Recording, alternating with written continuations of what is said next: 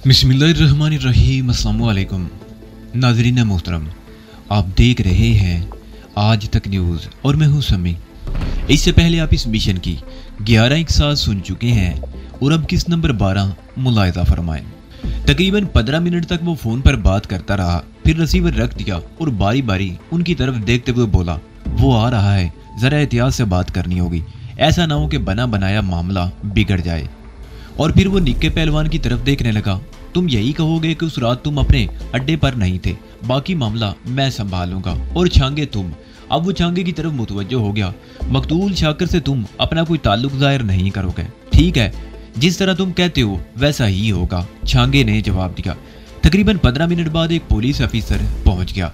वो वर्दी में था और अकेला ही था। आधे घंटे तक उनमें गर्मा गर्म बहस होती रही।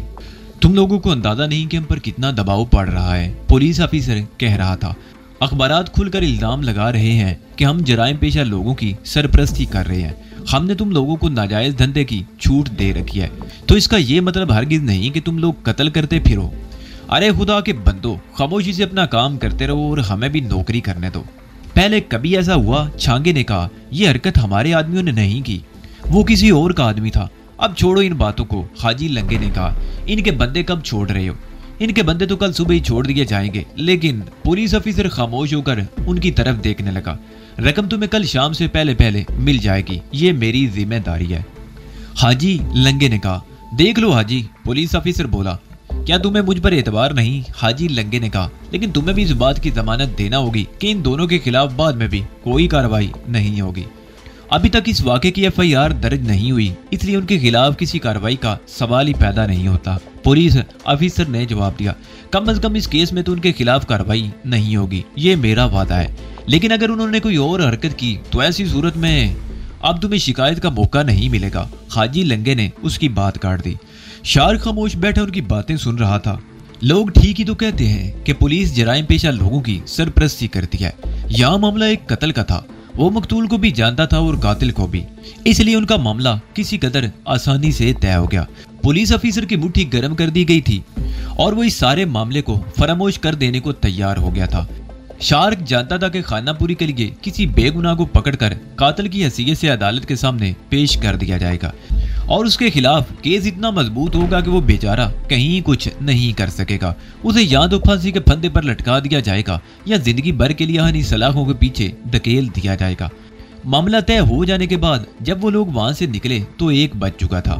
पुलिस ऑफिसर उससे पहले ही निकल गया था। माजे गुजर ने शार्क और छांगा को मदन चौक पर उतार दिया और इक्कू बदमाश को साथ लेकर उछरे की तरफ रवाना हो गया। शारिक बाऊ, छांगा ने अपने तवीला में दाखिल होते हुए कहा, इस मेहमान का क्या करना है? मेरा तो ख्याल है इसे खत्म करके कहीं फेंक दे। चलो देखते हैं इसे भी, शार्क ने जवाब दिया। तवीले में इस वक्त 2 आदमी थे। छांगा शार्क को लेकर मजार के तय खाने में आ गया। डीएसपी सतून से बंधा हुआ था, उसका सर सीने पर झुका हुआ था। शारिक ने बालों से पकड़कर उसका सर ऊपर उठाया, उसके साथ ही वो चौंक गया। उसने डीएसपी के सीने पर हाथ रखकर नब्ज टटोल कर देखी, फिर सीधा होकर छांगा की तरफ देखते हुए बोला, ये तो खत्म हो चुका है। चलो अच्छा हुआ, छांगा ने जवाब दिया। खस कम जहां पाक, इसकी लाश को बोरी में डालकर अभी बाहर फेंकवा देनी चाहिए। वो काली बोरी पड़ी है, तुम इसकी लाश को बोरी में डालो, मैं ऊपर जाकर तांगा तैयार करवाता हूँ।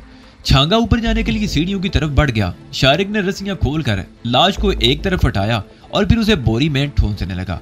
उसने लाश को बोरी में डालकर उसे मजबूती से बांध दिया। तकरीबन 15 मिनट बाद छांगा वापस आ गया। वो दोनों बोरी उठाकर तय खाने से बाहर आ गए। छांगे का आदमी तांगा तैयार कर चुका था। शार्क ने बोरी सीटों के नीचे ठोंस दी। यकूब नामी कोचवान ने उसके आगे घोड़े के दाने वाली बोरी और पट्टे इस तरह रख दिए कि बोरी छुप गई। यकूब ने अपनी सीट संभाल ली और शार्क पिछली सीट पर बैठ गया। तांगा गली से निकलकर मेन रोड पर आने की बजाय छोटी सड़कों पर चलता रहा। वहां से तकरीबन 1 मील के फासले पर एक बहुत बड़ा छप्पड़ था। शारिक का ख्याल था कि वो लाश वाली बोरी को छप्पड़ के किनारे पर फेंक कर आ जाएंगे। उन्होंने तकरीबन निस्फ मील का फासला तय किया था। आगे एक छोटा सा चौक था। तांगा चौक पर पहुंचा ही था कि 2 पुलिस वाले अचानक ही कहीं से निकलकर सामने आ गए। उन दोनों के हाथों में राइफलें थी। वो दोनों सड़क के बीच में आकर तांगे को रोकने का इशारा करने लगे। शारिक का दिल उछलकर हल्क में आ गया। याकूब ने तांगा रोक लिया। शारिक अपनी सीट पर बेहिसू हरकत पड़ा था और पुलिस वालों की तरफ देख रहा था। उसके दिल की धड़कन खतरनाक हद तक तेज हो गई थी। ओए, एक पुलिस वाला करीब आते हुए बोला, कौन हो तुम, कहां से आ रहे हो और जा कहां रहे हो? खैर हो संतरी बादशाह, कोचवान याकूब ने कहा। स्टेशन जा रहे हैं संतरी बादशाह। और ये स्टेशन का रास्ता है? कांस्टेबल बोला, तुम तो दूसरी तरफ जा रहे हो। ये बाऊ मुझे चौक से लेकर आया है जी, घर से सामान और सवारियां लेनी है, याकूब ने जवाब दिया। और ये नीचे क्या भरा हुआ है? दूसरा कांस्टेबल सीट के नीचे झांकने लगा। घोड़ी के लिए बोरी दाना और पट्टे हैं जी, याकूब ने कहा। शारिक के दिल की धड़कन कुछ और तेज हो गई। वो कनखियों से उस कांस्टेबल की तरफ देख रहा था जो आगे ही रखी हुए दाने की बोरी को टटोल रहा था। वो ये भी सोच रहा था कि अगर उस कांस्टेबल ने हाथ मजीद आगे बढ़ाकर दूसरी बोरी को टटोल दिया तो वो दोनों बच नहीं सकेंगे। यही सोचते हुए फरार के इम्कानात का जायजा लेने लगे। तुम भी तो कुछ बोलो बाऊ, कहाँ जाना है? कांस्टेबल ने शार को घूरा। 4:30 बजे वाली ट्रेन से जाना है। तुम लोग हमारा वक्त जाया क्यों कर रहे हो? शारिक ने कहा। हमें थाने के सामने उतार दो, फिर जहां मर्जी चले जाना, वो कांस्टेबल कहते हुए शारिक के साथ सीट पर बैठ गया। दूसरा कांस्टेबल अगली सीट पर बैठ गया। हमें देर हो जाएगी संतरी बादशाह, तुम जानते हो स्टेशन जहां से कितनी दूर है। शारिक ने दबे लहजे में एहतजाज किया। अभी तो 3 बजे हैं बाबूजी। कांस्टेबल कलाई पर बंधी हुई घड़ी देखते हुए बोला। हमारा तो 5 मिनट का रास्ता है। याकूब ने शारिक की तरफ देखा। शारिक ने सर हिला दिया। चल यार, इन्हें छोड़ दे, वो बोला। तांगा चौक पर दाईं तरफ मुड़ गया। थाना वहां से तकरीबन 20 मील के फासले पर था। शारिक बहुत मोहतात अंदाज में बैठा हुआ था। उसने बहरहाल ये तय कर लिया था कि अगर कोई गड़बड़ हुई तो सबसे पहले अपने साथ बैठे हुए कांस्टेबल की राइफल पर हाथ डालेगा। वो एक अजीब सूरत से दो चार था। सीटों के नीचे एक पुलिस ऑफिसर की लाश पड़ी थी और तांगे में उसके साथ 2 पुलिस वाले बैठे हुए थे। मजीद सितम ये कि ये तांगा थाने की तरफ जा रहा था। उसे एक एक लम्हा सदियों पर भारी महसूस हो रहा था। तकरीबन 10 मिनट बाद तांगा थाने के सामने रुका। वो दोनों पुलिस वाले नीचे उतर गए और शुक्रिया अदा किए बगैर थाने के गेट की तरफ बढ़ गए। याकूब ने घोड़ी को हाँक दिया। शारिक के मुंह से बेइख्तियार गहरा सांस निकल गया। थाने से 1 फरलांग के फासले पर दूसरी सड़क पर घूमते ही याकूब ने तांगा रोक लिया। सड़क सुनसान पड़ी थी। शारिक बाबू, वो शार की तरफ देखते हुए बोला, मेरी मानो तो बोरी को यहीं फेंक कर जान छुड़ाओ इससे। ठीक है, उस दरख्त के नीचे फेंक देते हैं, शार कहते हुए नीचे उतर आया। उन्होंने बड़ी फुर्ती का मुजाहरा करते हुए सीटों के नीचे से बोरी निकाली और उसे सड़क के किनारे पीपल के दरख्त के नीचे डाल दिया। तांगे की तरफ बढ़ते हुए शारिक ने मुड़कर देखा। उसे यूं लगा जैसे बोरी ने हरकत की हो, लेकिन वो उसे अपना वहम समझकर तेजी से चलता हुआ तांगे पर सवार हो गया। याकूब ने घोड़ी को हाँक दिया। जब वो तवीले में वापस पहुंचे तो 3:45 बज रहे थे। छांगा उसके इंतजार में जाग रहा था। वो उसे देखते ही बोला, फेंक आए? हाँ फेंक आए, शार्क ने उसके करीब दरी पर बैठते हुए जवाब दिया। लेकिन बाल बाल बच गए। किस्मत अच्छी थी, बच के, वरना धर लिए जाते। वो चंद लम्हों को खामोश हुआ, फिर तफसील से रास्ते में पेश आने वाले वाक़े की तफसील बताने लगा। वो तकरीबन आधे घंटे तक बातें करते रहे, फिर वहीं लेट कर सो गए। शार्क जब बेदार हुआ तो दोपहर हो चुकी थी। उठकर होद पर आ गया। नलके से मुंह हाथ धोकर वापस आया तो छांगे से सामना हो गया। वो मीनार वाले गुंबद से निकल रहा था। जीरा आ गया या नहीं? शार्क ने उसे देखते हुए पूछा। जीरा तो आ गया है शार्क बाबू, लेकिन एक और अजीब खबर सुनी है, छांगा बोला। कैसी खबर? शार्क ने चौंक कर उसकी तरफ देखा। वो डीएसपी जिसे तुम मुर्दा समझकर रात को फेंक आए थे ना, वो जिंदा है, छांगा बोला। क्या? शार्क इस तरह उछला जैसे बिच्छू ने डंक मार दिया हो। हाँ ये दुरुस्त है, छांगा ने जवाब दिया। मुझे ये इतला 1 घंटा पहले मिली है। सुबह 6 बजे किसी राहगीर ने सड़क के किनारे दरख्त के नीचे बोरी पड़ी देखकर उसे खोला तो उसमें एक पुलिस ऑफिसर को देखकर चौंक गया। पहले तो वो भी उसे मुर्दा ही समझा था, मगर उसके जिस्म में हरकत देखकर राहगीर ने उसे बोरी से निकाल लिया और थाने में इतला कर दी। डीएसपी इस वक्त बीयू अस्पताल में है। वो जिंदा है लेकिन बेहोश पड़ा है। डॉक्टर उसे बचाने की कोशिश कर रहे हैं। इसका मतलब है कि उसकी जिंदगी हमारी मौत बन सकती है। छांगा ने उसकी बात काट दी। तुम फिक्र मत करो छांगा, शारिक बोला। वो कोई बयान देने के लिए जिंदा नहीं रहेगा। वो चंद लम्हे खामोश रहा, फिर बोला, तुम्हें ये इतला कैसे मिली? पूरे शहर में खलबली मची हुई है, छांगा ने जवाब दिया। पुलिस के महकमा में तो जैसे भूचाल आ गया है। तुम सो रहे थे, कोई 11:30 बजे इलाके का इंस्पेक्टर आया था। वो पूछगछ करके गया है। इसका मतलब है कि फौरी तौर पर हमें कोई खतरा नहीं, लेकिन बेहतर होगा कि आज का दिन हम यहाँ से दूर ही रहें, शारिक ने कहा। उसके बाद क्या होगा? छांगा ने उलझी हुई निगाहों से उसकी तरफ देखा। जो कुछ भी होगा तुम्हें कल पता चल जाएगा, शारिक ने कहा। अच्छा मैं जा रहा हूँ, कल रात बाजे गुज्जर के डेरे पर मुलाकात होगी। छांगा के डेरे से निकलकर शारिक ने मदंग चौक के एक होटल में बैठकर खाना खाया और वहां से सीधा म्यू हॉस्पिटल पहुंच गया। उसे ये मालूम करने में देर नहीं लगी कि डीएसपी को एक स्पेशल रूम में रखा गया था और दरवाजे पर एक मुसल्ला संतरी मौजूद था। शारिक चलते चलते संतरी के पास रुक गया क्यों संतरी बादशाह, इस स्पेशल रूम में कोई वजीर या सरकारी अफीसर दे रही इलाज है जो तुम यहाँ पहरा दे रहे हो? नहीं, हमारा एक डीएसपी है जिसे कई रोज पहले अगवा किया गया था। वो लोग इसे अदमुआ करके आज सुबह एक वीरान सड़क पर फेंक गए। कांस्टेबल ने कहा, ये जराइम पीछा लोग बड़े जालिम होते हैं। शारिक ने कहा, डीएसपी ने बताया नहीं कि वो कौन लोग थे? पकड़े नहीं गए? डीएसपी साहब को जब से यहाँ लाया गया है बेहोश पड़े हैं। डॉक्टरों का कहना है कि वो जिंदा नहीं बच सकेंगे। कांस्टेबल ने जवाब दिया, इनके घर वाले तो बहुत परेशान होंगे। शारिक बोला, परेशानी की तो बात है ना। कांस्टेबल ने कहा, किसी को मिलने भी नहीं दिया जाता, मिलकर करेंगे भी तो क्या? साहब तो होश में है ही नहीं। अच्छा भाई, शारिक रायदारी में एक डॉक्टर को आते देख कर बोला और मजीद कुछ कहे बगैर आगे बढ़ गया। अगर डॉक्टर अकेला होता तो इस तरह खिसकने की कोशिश न करता। डॉक्टर के पीछे एक इंस्पेक्टर भी चला आ रहा था। शारिक हॉस्पिटल से निकलकर एक सर्जिकल स्टोर पर आ गया। यहाँ उसने जरूरत की चंद चीजें खरीदी, एक और दुकान से 0 पॉइंट का चश्मा खरीदा और घूमता टहलता हुआ सोहेल के रेस्टोरेंट वाले फ्लैट में आ गया। रात 1 बजे वो सोहेल के फ्लैट से निकल आया। मुख्तलिफ गलियों से होता हुआ वो हॉस्पिटल रोड पर आ गया। व्यू हॉस्पिटल के गेट की तरफ इस वक्त भी रौनक नजर आ रही थी। 1-2 छोटे रेस्टोरेंट और चंद मेडिकल स्टोर खुले हुए थे, मगर शार्क मेन गेट की तरफ जाने के बजाय हॉस्पिटल रोड की तरफ वाक़े छोटे गेट से अंदर दाखिल हो गया। उस तरफ वसीउ अरीज लान था। कुछ लोग घास पर सो रहे थे और बाद लोग बैठे बातें कर रहे थे। ये वो लोग थे जिनका कोई अजीज या रिश्तेदार इलाज के लिए हॉस्पिटल में दाखिल था। शारिक दीवार के साथ बाईं तरफ मुड़ गया। दीवार के साथ अंदर की तरफ शीशम के दरख्त लगे हुए थे। वो एक दरख्त के नीचे रुक गया और इधर उधर देखते हुए उसने अपने हाथ में पकड़े हुए थैले में से सफेद लैब कोट निकाल लिया। सफेद शीशे वाली ऐनक आंखों पर लगाई और स्टेथोस्कोप गर्दन पर लटका लिया। उसने कोट की जेब में हाथ डालकर टटोला, फिर मुतमईन होकर पतलून की जेब से प्लास्टिक की एक छोटी सी थैली निकाल ली। उस थैली में नकली हिटलर कट मूंछें रखी हुई थी। उसने मूंछें होंठ पर चिपका कर स्प्रिंग नाक में फंसा लिया। खाली थैला दरख्त के नीचे एक तरफ फेंक दिया और तेज कदम उठाता हुआ हॉस्पिटल की इमारत की तरफ चलने लगा। कई एकड़ पर फैला हुआ ये हॉस्पिटल कई ब्लॉक्स पर मुश्तमिल है। शारिक मुख्तलिफ ब्लॉकों में से होता हुआ उस ब्लॉक में आ गया जिसके एक हिस्से में स्पेशल रूम थे। शारिक हुलिये से एक डॉक्टरी लग रहा था। इस वक्त रात के 1:45 बज रहे थे। हॉस्पिटल के तमाम ब्लॉक्स पर गहरा सकूत तारी था। उसे अब तक सिर्फ 2 नर्सें मिली थी। उनमें से एक नर्स ऐसी थी जिसने गहरी नजरों से शार की तरफ देखा था, जबकि दूसरी नर्स तवज्जो दिए बगैर करीब से गुजर गई थी। शारिक जब स्पेशल रूम्स वाली रायदारी में पहुंचा तो उसके दिल की धड़कन तेज हो गई थी। वो नपे तुले कदम उठाता हुआ आगे बढ़ता रहा। डीएसपी वाले कमरे के सामने कुर्सी पर इस वक्त एक और कांस्टेबल बैठा ऊँग रहा था। उसकी राइफल घुटनों में फंसी हुई थी। शारिक ने उसके कंधे पर हाथ रखा तो वो गड़बड़ा कर उठ गया। उसका दायां हाथ गैर इरादी तौर पर पेशानी पर पहुंच गया। दिल की धड़कन बेकाबू होने के बावजूद शारिक के होंठों पर खफीफ सी मुस्कुराहट थी। स्टाफ नर्स आई थी। शारिक ने लहजे पर काबू पाने की कोशिश करते हुए पूछा, नहीं जनाब। कांस्टेबल ने जवाब दिया। दरवाजा खोलो। शारिक ने कहा, जी जनाब। कांस्टेबल ने जल्दी से दरवाजा खोल दिया। शारिक अंदर दाखिल हुआ तो कांस्टेबल ने भी उसके साथ ही कमरे में दाखिल होना चाहा, मगर शारिक ने उसे रोक दिया। तुम यहीं रुको, मरीज डिस्टर्ब होगा। अंदर दाखिल होकर शारिक एक लम्हे को रुका और आहिस्तेगी से दरवाजे की कुंडी लगा दी और बड़ी तेजी से बेड के करीब पहुंच गया। डीएसपी हॉस्पिटल के लिबास में बेड पर पड़ा था। वो वाकई ही हड्डियों का ढांचा लग रहा था।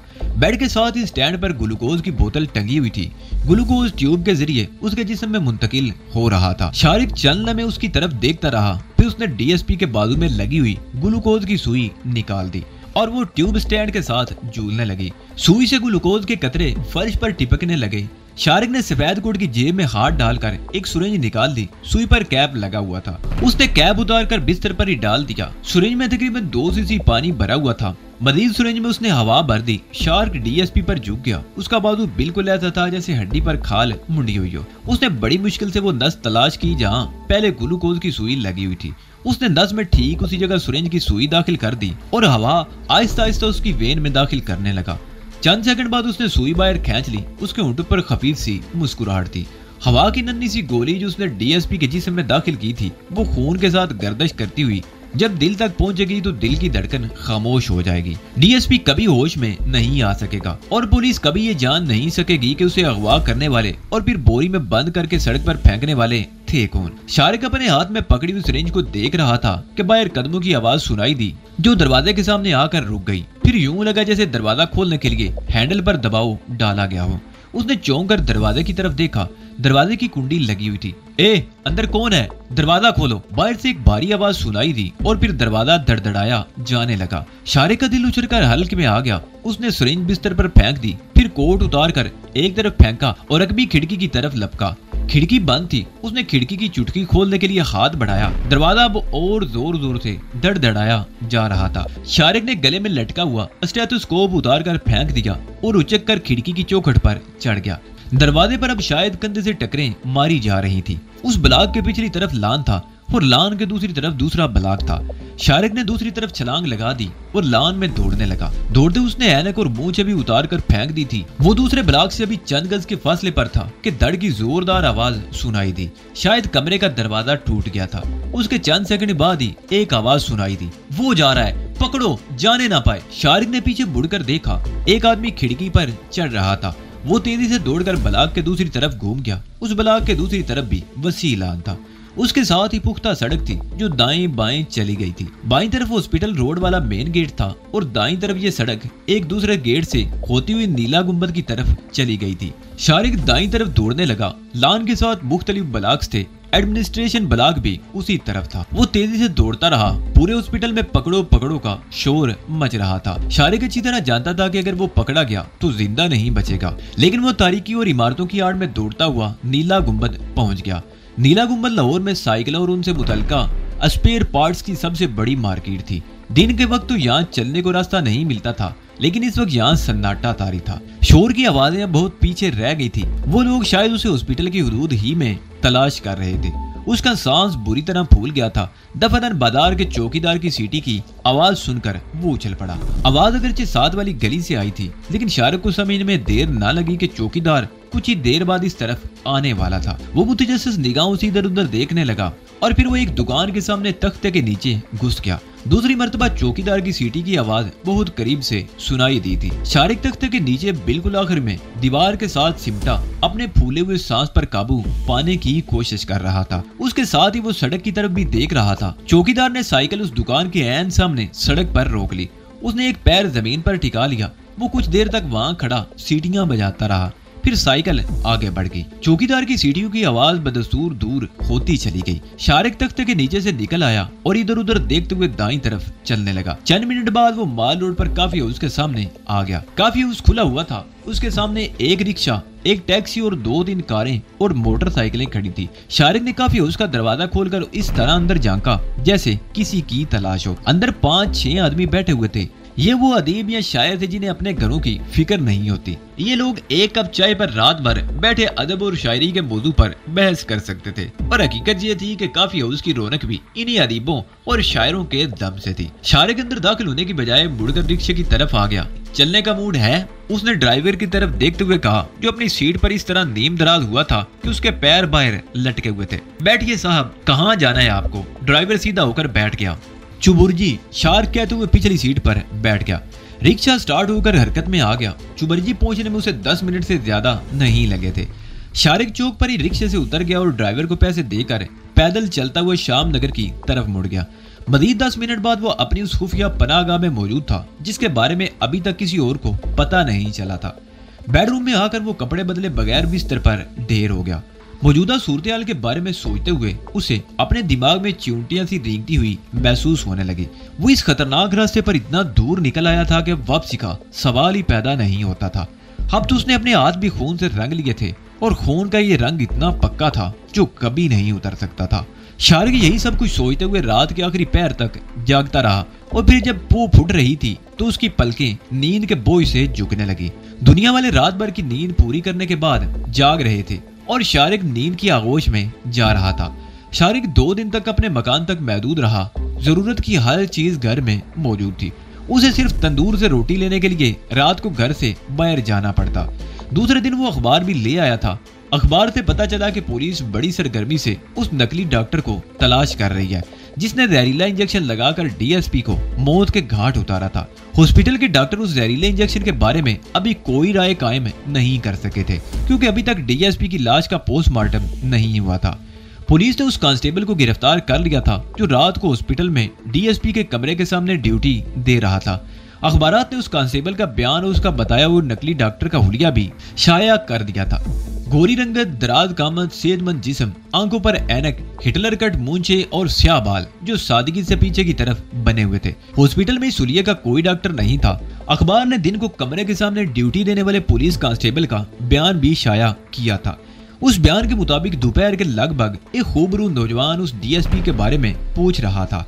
उसने उस नौजवान का जो हुलिया बताया था उस नकली डॉक्टर से बिल्कुल मुख्तलिफ था। पुलिस को उस कमरे से सिरिंज, लैब कोट और खिड़की के करीब स्टेथोस्कोप और पिछली तरफ लान में एक ऐनक भी पड़ी हुई मिल गई थी। पुलिस ने ये तमाम चीजें अपने कब्जे में ले ली थी और फिंगरप्रिंट्स हासिल करने के लिए उन्हें माहिरीन के हवाले कर दिया गया था। पुलिस के तर्जमान ने अखबारी नुमाइंदों को बयान देते हुए ये खदशा जाहिर किया था कि ये पुरस्कार डॉक्टर उन्हीं का साथी हो सकता है जिन्होंने कई रोज पहले डीएसपी को अगवा किया था। फिंगरप्रिंट्स की रिपोर्ट मिलने के बाद पुलिस की लिस्ट पर मौजूद मशकूक अफराद को चेक किया जाएगा।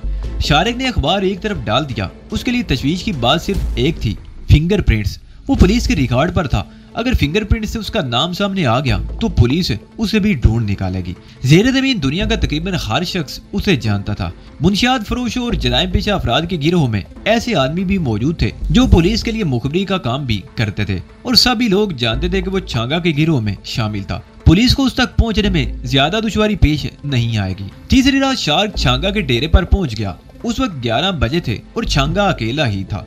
वो शारिक को देखते ही अपना बिजनेस जेरे के सुपुर्द करके शारिक के साथ दूसरे कमरे में आ गया। तुमने तो कमाल ही कर दिया शारिक बाबू, छांगा उसके कंधे पर हाथ रखते हुए बोला। पुलिस को तुमने ऐसा चक्कर दिया है कि पूरा महकमा घन चक्कर बनकर रह गया है। अब वो लोग क़यामत तक ये सुराग नहीं लगा सकेंगे कि उस डीएसपी को अगवा किसने किया था और फिर हॉस्पिटल में डॉक्टर बनकर कत्ल किसने किया था। भाई ये फर्क होता है हम जैसे जाहिलों और तुम जैसे पढ़े लिखे लोगों में। उस रोज जब ये खबर सुनी कि डीएसपी जिंदा है तो मेरे तो हवास ही गुम हो गए थे।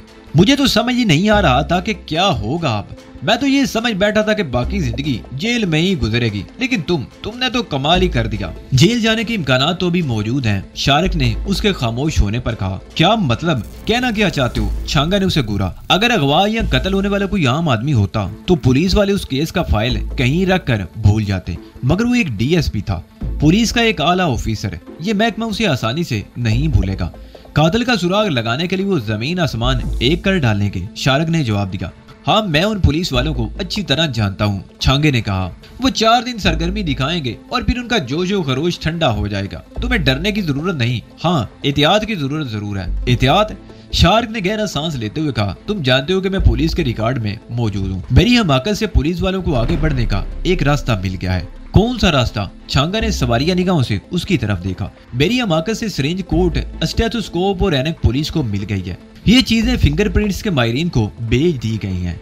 रिपोर्ट मिलने के बाद वो लोग जरा सी मेहनत से पुलिस रिकॉर्ड से ये पता चला सकते हैं कि उंगलियों के ये निशान किसके हैं और फिर हर थाने में मेरी तस्वीर लगी हुई नजर आएगी। शार्क ने कहा। पुलिस वाले इतनी मेहनत नहीं करते, छांगा बोला। लेकिन अगर तुम्हारे दिल में कुछ ऐसा खौफ है तो चंद रोज के लिए शहर से बाहर चले जाओ, मामला ठंडा हो जाएगा तो वापस आ जाना। और अगर मेरी तस्वीर अखबारात को जारी कर दी गई तो पूरे मुल्क में मेरी तलाश शुरू हो जाएगी। शारिक ने जवाब दिया। तुम वाकई डर गए हो शारिक बाबू, छांगा ने उसके चेहरे पर नजरें जमाते हुए कहा। ऐसा करो कि चंद रोज के लिए फैसलाबाद चले जाओ, हमीदे के पास। तुम हमीदे से तो मिल चुके हो ना, मेरा नाम लेना, वो तुम्हारा ख्याल रखेगा और अपना हुलिया शुलिया जरा बदल लो ताकि कोई पहचान न सके। छांगे का मशवरा माकूल था। शारिक चंद में सोचता रहा, फिर उसके मशवरे पर अमल करना ही उसे मुनासिब लगा। कोई रकम शकम चाहिए तो ले लो, छांगे ने कहा। वैसे जरूरत पड़ने पर तुम हमीदे से भी मेरे नाम पर जितनी रकम चाहो ले सकते हो, मेरा और उसका हिसाब चलता ही रहता है। ठीक है, मैं कल सुबह ही फैसलाबाद चला जाऊंगा, शारिक ने कहा। छांगे ने कमीज के नीचे शलवार की जेब से कुछ नोट निकाल कर उसकी तरफ बढ़ा दिए। जब यहाँ के हालात ठीक होंगे ना तो मैं तुम्हें पैगाम भिजवा दूंगा। वो उसके कंधे पर हाथ मारते हुए बोला। और घबराने की जरूरत नहीं, मैं तेरे साथ हूँ, मैं तुम्हें कुछ नहीं होने दूंगा। कुछ ही देर बाद शारिक छांगे के डेरे से निकल गया। वो मजंग चौक से रिक्शे में बैठकर सीधा बागबानपुरा पहुंच गया। जब वो घर पहुंचा तो रात का 1 बज रहा था। बेल बजाने पर दरवाजा शायद ही ने खोला था, लेकिन मरियम और रजिया भी आवाज सुनकर जाग गई थी। उनमें से किसी ने भी ये नहीं पूछा था कि वो इस वक्त कहाँ से आया है। वो उसके कई रोज गायब रहने और बेवक्त आमदोरिफ्त के आदी हो चुके थे। माँ जी मैं चंद रोज के लिए कराची जा रहा हूँ। शार्क ने मरियम की तरफ देखते हुए कहा, हो सकता है इस मर्तबा कई रोज लग जाएं। आप लोग परेशान मत होइएगा। मेरा ध्यान तो हर वक्त तुम्हारी तरफ रहता है पुत्र, मरियम ने कहा। कोई और काम शुरू नहीं कर देते कि आराम से एक जगह टिक कर बैठ सको। अब जो काम शुरू कर रखे उसे समेटना बड़ा मुश्किल है माँ जी, शार्क ने जवाब दिया। फिर रजिया की तरफ देखते हुए बोला, मेरा ब्रीफकेस कहाँ है? उसमें मेरे 2-3 जोड़े कपड़े रख दो। कब जा रहे हैं आप? रजिया ने सवालिया निगाहों से उसकी तरफ देखा। सुबह सवेरे ही निकल जाऊंगा, शार्क ने जवाब दिया। सुबह आपका ब्रीफकेस तैयार मिलेगा, रजिया ने मुस्कुराते हुए जवाब दिया। वो कुछ देर तक बातें करते रहे। फिर रजिया और मरियम अपने कमरे में चली गई। शारिक ने दरवाजा बंद कर लिया और पतलून की जेब से पिस्तौल निकालकर अलमारी के सेब वाले खाने में रख दिया और बिस्तर पर लेट गया। सुबह 6 बजे उसकी आंख खुल गई। किचन की तरफ से बर्तनों की आवाज सुनाई दे रही थी। वो कमरे से निकलकर बरामदे में आ गया। उसी वक्त रजिया भी अपने कमरे से निकल आई। मैं आप ही को जगाने के लिए आ रही थी, रजिया ने कहा। आप मुंह हाथ धो लें, शायद नाश्ता तैयार कर रहा है। मैं आपके कपड़े ब्रीफ केस में रख देती हूँ। शारिक बाथरूम में चला गया। जब वो बाहर निकला तो शायद ने किचन से आवाज लगाई, नाश्ता आपके कमरे में ही ले आऊं भाई? हाँ ले आओ, शार्क कहता हुआ अपने कमरे में आ गया। रजिया उसके 3-4 जोड़े ब्रीफकेस में रख चुकी थी। वो बाथरूम से जाकर उसका टूथब्रश और पेस्ट वगैरह भी ले आई। इसी दौरान शायद नाश्ता ले आया। शारिक पलंग पर बैठकर नाश्ता करने लगा। नाश्ता करने के बाद उसने रजिया को कमरे से निकाल दिया और दरवाजा बंद करके लिबास तब्दील करने लगा। और फिर 7 बजे के लगभग वो मरियम और रजिया से रुखसत होकर घर से निकल गया। गलियों से निकलकर जीटी रोड पर आते ही उसे तांगा मिल गया। तांगे में 4 सवारियां पहले ही से बैठी हुई थी और कोचवान टेशन की आवाज लगा रहा था। जीटी रोड पर स्टेशन के अकबी सिम सीढ़ियों के सामने वो तांगे से उतर गया और पुल अबूर करके वो स्टेशन के सामने वाले रुख पर आ गया। वो बरीफ के साथ में लटकाए तेज कदम उठाता हुआ स्टेशन के सामने जीटीएस के अड्डे की तरफ बढ़ गया। फैसलाबाद की एक बस इस वक्त अड्डे से निकल रही थी। बस भरी हुई थी। दूसरी बस आधे घंटे बाद रवाना होने वाली थी। शारिक एक बेंच पर बैठ गया और बुकिंग विंडो के सामने मुसाफिरों की लाइन लगते देखकर वो भी उठकर लाइन में खड़ा हो गया। इसी दौरान 2 पुलिस वाले टहलते हुए उस तरफ निकल आए। वो इस तरह नजरें घुमा कर लोगों को देख रहे थे जैसे किसी शिकार की तलाश हो। उनमें से एक ने शार्क की तरफ देखा। शारिक ने एकदम मुंह फेर लिया। उसके दिल में चोर था। खौफ की एक लहर उसके पूरे जिस्म में सराइत कर गई। उसे यूं लगा जैसे इन पुलिस वालों को इसी की तलाश हो। उसने 2 दिन से शेव नहीं बनाया था। ये कोई ऐसी बात नहीं थी, लेकिन वो अपने आप को मशकूक समझने पर मजबूर हो रहा था। शारिक के आगे तकरीबन उसी की उम्र का एक देहाती नौजवान खड़ा था। उसने धोती और मलमल का कुर्ता पहन रखा था। पैरों में स्याह जूते थे। चेहरे से वो देहाती कोई शरीफ आदमी ही लगता था। उसने भी अटैची केस नुमा स्याह रंग का पुराना सा ब्रीफ केस उठा रखा था। ओए इधर आओ तुम,